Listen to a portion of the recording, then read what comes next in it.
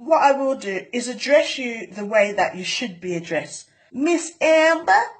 And that is due course, because you're acting like the biggest slave master ever. Because if you think that it's appropriate to deport the Windrush children from families who have come here, in fact, you're invited to come here, and now you want to say, get out, although you said, come and help and build the country. Oh no, I don't mean that bit. I mean, come and make money for your family. Leave your children behind for 5 and 10 years and end up having historical and generational attachment issues. Never mind, because we've got a great system for putting black people in mental health institution because they're at the top ranking of getting sectioned over anybody else. But by the way, in 50 years time, you're going to be sent back to your country, the one that you've never ever been back since you came over here when you was 4 months, 12 years, who cares? And as for your identification, we've actually lost it. So sorry. You know what, Miss Amber?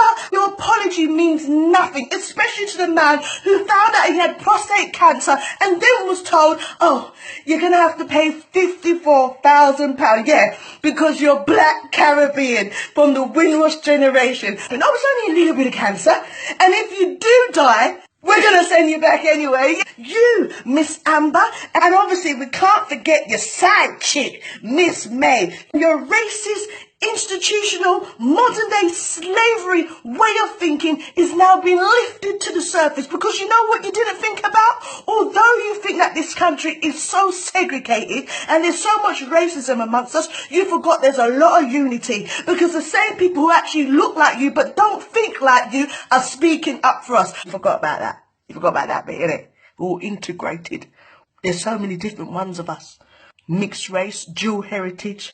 Back in the days, it was half caste, mixed breed.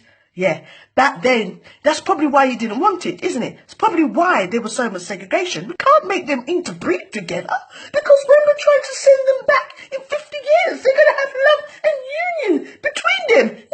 No! Because you decided you want to deport. You want to deport half of the people that you sent here and their parents that you brought here to help your country, that actually worked in the NHS, worked on London Transport, and looked after many of you lot's parents. We want to say to you as well, Miss Amber, thank you. Thank you for making a lot of us woke, making us realise that actually we was never accepted. We should have been putting financial stability back into our own. Although you made some of our country's economy so shaky, like your voice when you're making your fake apologies, but you know what? We're woke now.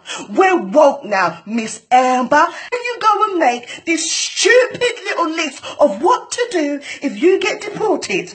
Dear Jamaicans, please have an accent when you go back.